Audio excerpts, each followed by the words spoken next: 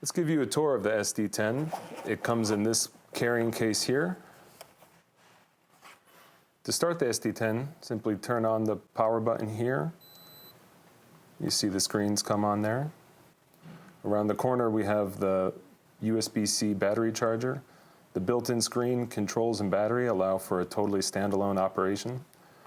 Underneath here, this is the measuring aperture, and this is the protective shutter, which is also the calibration tile underneath.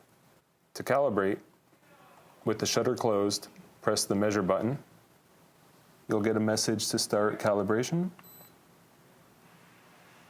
It's complete. And now you can open the shutter again and start measuring.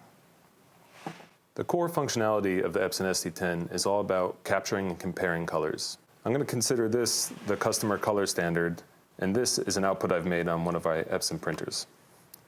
So I will take the Epson SD-10 over here and measure a color.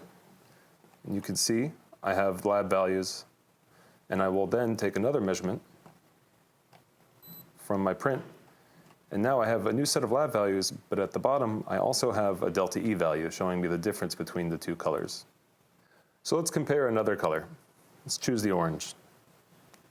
Place the SD-10, measure. Now the frame's turned orange to reflect the color I've just measured, and I'll measure an orange in the print. And there you go. You should know that the SD-10 is always comparing the last two measured colors. And because the SD-10 is so extremely portable, I can go around the shop and measure colors right off the printer.